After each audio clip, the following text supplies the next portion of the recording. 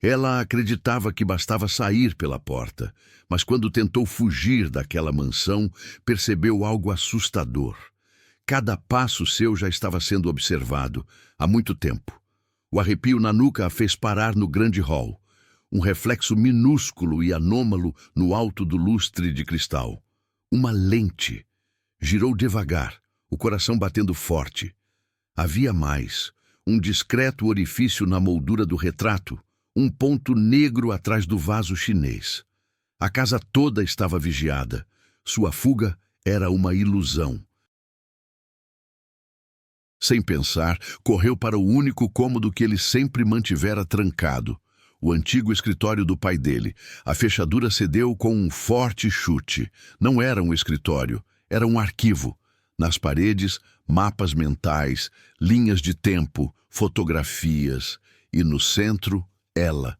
Fotos suas na universidade, no café perto de seu antigo apartamento, visitando o túmulo de sua mãe.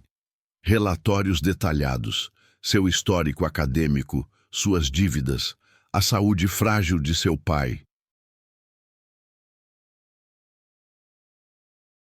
Tudo estava ali, datado de muito antes do primeiro encontro casual, no Galeria de Arte.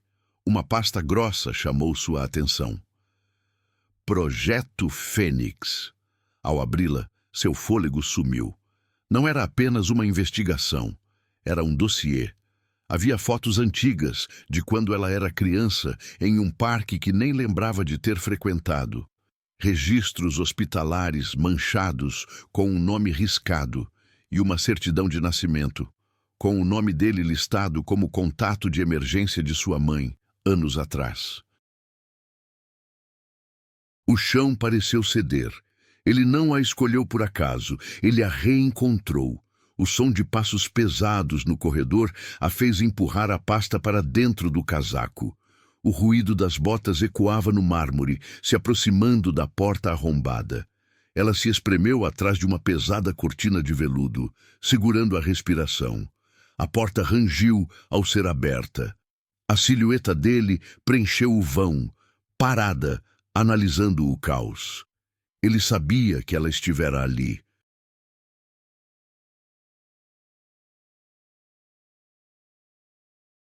Seu olhar varreu o cômodo lentamente, pairando perigosamente perto de sua toca improvisada. Ele se ajoelhou, pegando um único fio de cabelo loiro que brilhava no chão escuro. Mas o que ela ainda não sabia era que o verdadeiro motivo daquele casamento estava prestes a ser revelado. Era que o verdadeiro motivo daquele casamento estava prestes a ser revelado. Aquele fio de cabelo, delicadamente enrolado entre seus dedos, não era uma prova de invasão, era uma confirmação. Ele se levantou lentamente, os olhos fixos na cortina que tremia imperceptivelmente. Sair não é uma opção, querida. Sua voz ecoou, calma e gelada, no silêncio da sala. Você sempre esteve onde eu precisava que estivesse. Ela congelou, cada músculo tensionado. O ar pesava como chumbo em seus pulmões. Agora, por que não sai daí e discutimos isso como adultos? Ele continuou, os passos se aproximando lentamente do tecido que a escondia. Temos muito o que conversar sobre o passado. O seu passado. A mão dele se ergueu, pronta para puxar a cortina. Foi quando seu olhar caiu no relógio de pulso, esquecido sobre a mesa de centro. Era um modelo antigo, de corda, com um mostrador rachado. Era idêntico ao que seu pai usava. E gravado no verso, as iniciais que não eram dele. Um choque silencioso percorreu sua espinha. A memória veio como um lampejo. Ela, uma criança, ouvindo o tic-tac daquele mesmo relógio enquanto sua mãe chorava em segredo, noite sem fim. Ela nunca soubera de quem era aquele relógio. Você não está aqui por acaso. A voz dele sussurrou do outro lado do veludo, agora mais perto do que nunca. Você está aqui para cumprir uma promessa que ela fez. A cortina foi puxada de lado. A luz forte do lustre a cegou por um segundo. Ele estava diante dela, não com raiva, mas com uma expressão de profunda tristeza e uma certeza aterrorizante. A sua mãe, ele disse, as palavras caindo como pedras, não morreu de doença. Ela desapareceu para nos proteger. De mim, do meu pai, desta fortaleza de segredos. Ela prometeu voltar por você, mas nunca voltou. Ele estendeu a mão, não para prendê-la, mas para oferecer um envelope amarelado que ele tirou do bolso interno do paletó. Ela nunca assinou os papéis de divórcio. Legalmente, minha madrasta ainda está viva. E você? Ele fez uma pausa, seu olhar perfurando a alma dela. Não é apenas minha esposa.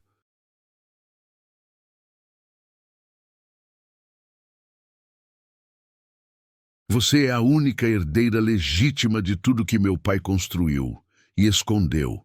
Casamos para proteger você, para trazê-la para dentro das muralhas, onde eu finalmente pudesse vigiá-la, e onde eles não poderiam alcançá-la. O mundo desmoronou e se reergueu em uma configuração monstruosa e nova.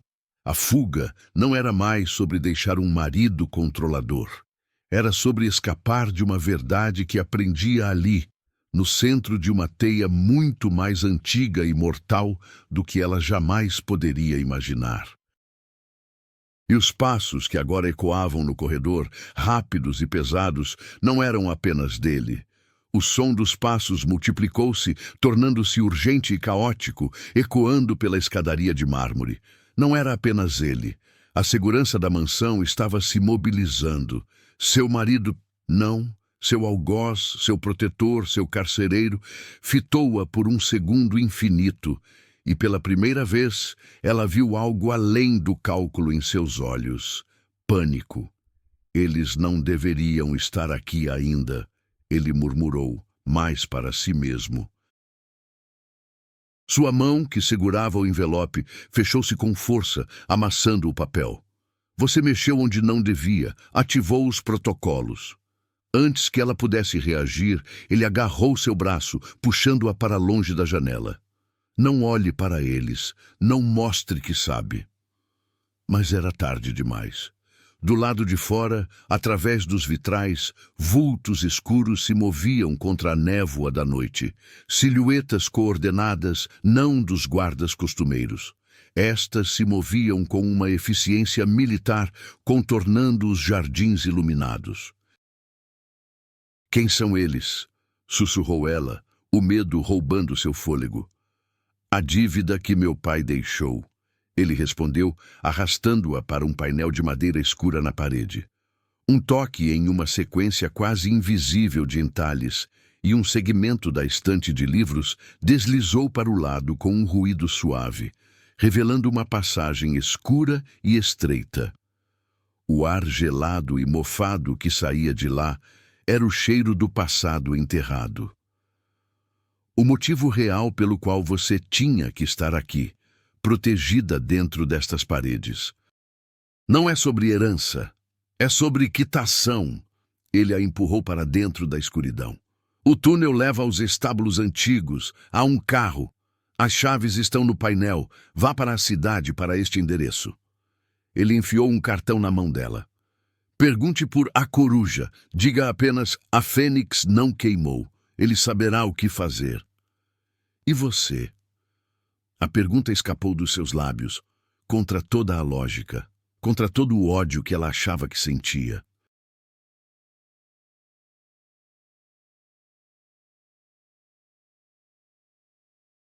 Ele olhou para trás, para o corredor onde as vozes graves e os passos ritmados agora se aproximavam perigosamente. Um sorriso torto, quase de despedida, apareceu em seu rosto. Eu sou a isca. Sempre fui. Era isso que sua mãe entendeu. Agora, corra! A porta deslizante começou a se fechar, isolando seu rosto iluminado pela luz quente do escritório. Nos últimos centímetros, suas palavras finais a alcançaram, abafadas pela madeira grossa. Tudo no arquivo é verdade. Mas a última página... Você precisa encontrar a última página. A escuridão a engoliu. Ela tropeçou no degrau de pedra úmida, apoiando-se na parede fria. O rugido de seu próprio sangue enchia seus ouvidos. Ele a tinha enganado? Estava a enviando para uma armadilha? Ou finalmente a libertando? Mais adiante, um ponto de luz fraca, o fim do túnel, e com ele a resposta e o perigo.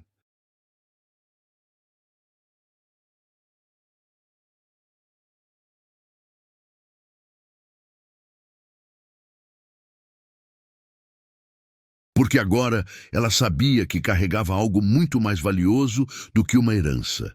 Carregava a chave para um segredo que alguém estava disposto a matar e morrer para proteger. E a última página, aquela que ele não pôde lhe dar, era a única coisa que poderia dizer se ela era a vítima, a peça ou a arma. A luz fraca no fim do túnel não era a saída para a liberdade, mas para um antigo estábulo convertido em garagem.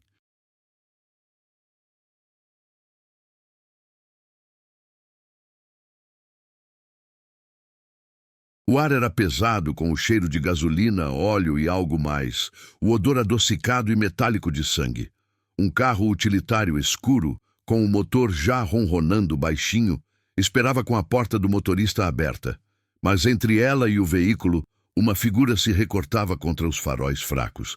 Um homem de costas para ela, vestindo um terno impecável que destoava grotescamente do ambiente. Ele parecia examinar as chaves que girava lentamente nos dedos. As chaves que deveriam estar no painel. O senhor. Lynn tinha a impressão de que você poderia tentar uma saída, menos convencional, disse a voz, suave e cultivada, sem se virar. Ele subestima constantemente a curiosidade alheia. Um defeito caro.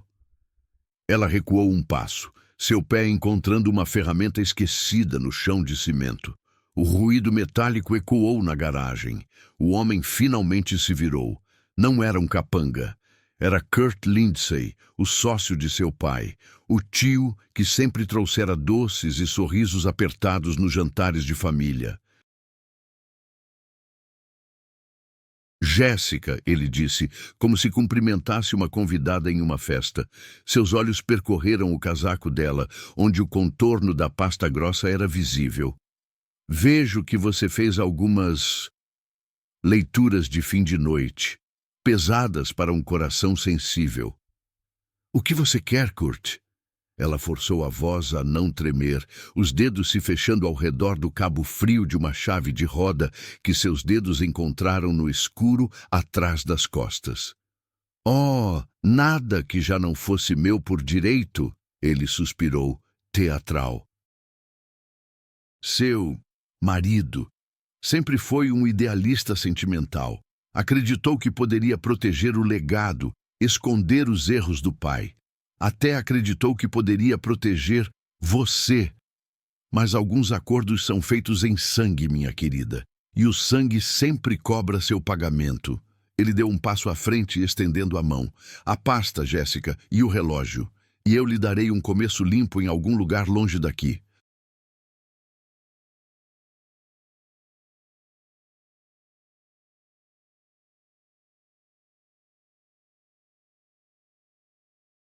Você nem mesmo é uma peça neste jogo, só um acidente sentimental que seu falecido sogro insistiu em criar. Criar. A palavra ecoou. Ele não disse reconhecer ou adotar. Ele disse criar. Meu sogro e minha mãe, ela disse, conectando os pontos com uma clareza gelada. Eles não tiveram um caso, eles tiveram um acordo. O sorriso de Kurt se congelou, transformando-se em algo mais afiado. Brilhante. Talvez haja mais dela em você do que pensávamos. Sim, um acordo. Sua mãe fornecia certas conexões discretas em troca de proteção. Proteção para você. Mas acordos mudam, pessoas mudam, e seu maridinho, em seu nobre delírio, achou que poderia reescrever os termos, rasgando contratos e escondendo você atrás de um anel de ouro patético. Ele estava perto demais agora. O cheiro de seu colônia cara era enjoativo. Agora os itens, por favor. Os homens do lado de fora. Eles são menos pacientes do que eu.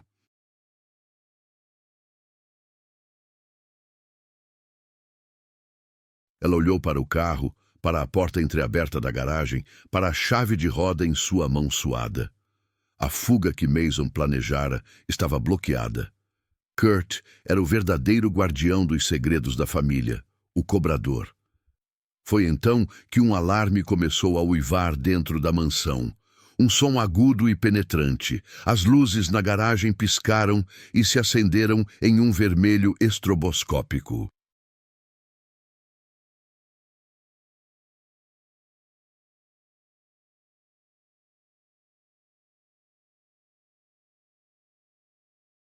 Atrás de Kurt, na parede, uma pequena tela de segurança acendeu, mostrando o caos no hall de entrada. Homens de preto avançando, e a figura de Mason, de costas para a câmera, segurando algo que brilhava. Kurt distraiu-se por uma fração de segundo, seu olhar instintivo indo para a tela. Foi o suficiente. Ela não pensou, agiu. A chave de roda arqueou no ar, não em direção a Kurt, mas para o para-brisa do carro utilitário.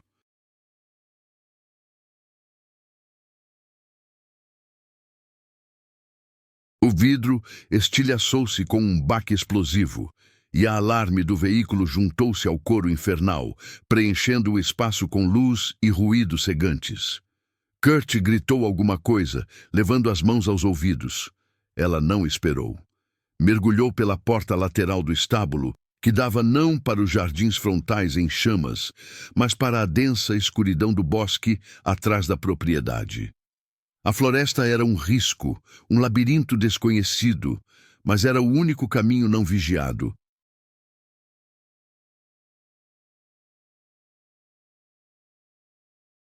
A última imagem que levou consigo não foi do rosto furioso de Kurt, mas da tela de segurança.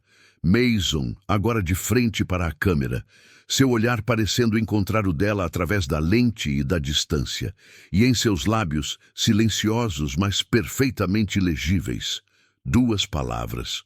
Última. Página. Ela correu. O tecido fino de seu vestido rasgou-se nos galhos. O ar frio da noite queimou seus pulmões. A pasta Projeto Fênix batia contra seu peito.